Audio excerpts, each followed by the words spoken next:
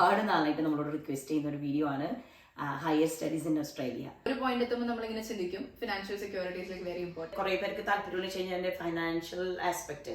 അപ്പൊ നമ്മള് ഇത്ര ഇത് കാണിക്കണം, നമ്മൾ എന്താണ് if you're like confident and if you have like a really deep kind of voice, അവർക്ക് അതൊരു പ്ലസ് പോയിന്റ് ആണ്.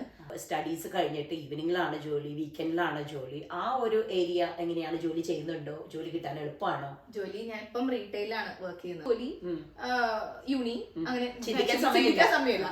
ലോൺലി ആയിട്ട് ലോൺലിനെസ് ഫീൽ ചെയ്യാനുള്ള സമയമില്ല എന്നുള്ള ഒരു ഇതാണ്. അവര് വന്നപ്പോ അവർക്ക് കുറെ പേര് ഹെൽപ്പ് ചെയ്തിട്ടുണ്ട്.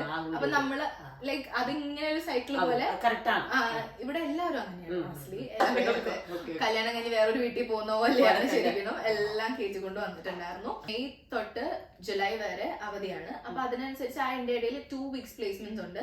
അപ്പൊ അത് ഓരോ ഗ്രൂപ്പിന് വെച്ച് വരും. എനിക്കിപ്പോ ജൂലൈയിലാണ് പ്ലേസ്. അപ്പം ഫസ്റ്റ് ഇപ്പം ഞാൻ യൂണിവേഴ്സിറ്റി അക്കോമഡേഷൻ നോക്കിയായിരുന്നു. But it was very affordable.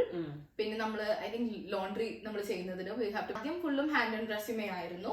പിന്നെ അവർ പറഞ്ഞു ലൈക്ക് ഓൺലൈനായിട്ട് അപ്ലൈ ചെയ്യാൻ പറഞ്ഞു. പക്ഷെ ഓൺലൈനായിട്ട് അപ്ലൈ ചെയ്തിട്ട് എനിക്ക് വലിയ കിട്ടിയില്ല. രണ്ട് രീതിയിൽ പോകാൻ നിങ്ങളുണ്ട്. ഇപ്പൊ കളിയാക്കുന്ന സ്ഥലങ്ങളിലും ഡിസ്ക്രിമിനേഷൻ, ഹാരസ്മെന്റ്, ബുള്ളി അങ്ങനെയൊക്കെ ഉണ്ട്. പക്ഷെ കാൻബറയിലൊക്കെ കമ്പാരിറ്റീവ്ലി എനിക്ക് ഫീൽ ചെയ്ത് കമ്പാരിറ്റീവ്ലി കുറവാണ്. നമ്മളാണ് നമ്മളുടെ ടൈം ടേബിൾ ചൂസ് ചെയ്യുന്നത്. അപ്പം നമുക്ക് ഒരു സെറ്റ് ഓഫ് ക്ലാസ്സസ് തന്നിട്ടുണ്ടാവും. അതിൽ ഏതൊക്കെ സമയമാണോ നമുക്ക് പറ്റുന്നത്. അപ്പൊ ഈ അക്കോമഡേഷൻ എങ്ങനെയാണ് കിട്ടിയത്? അത് നാട്ടിൽ നിന്ന് ഓർഗനൈസ് ചെയ്തത്? എനിക്ക് ആക്ച്വലി ഇവിടെ ഒരു ഇല്ല അധികം ഊട്ടി കൊടൈക്കനാൽ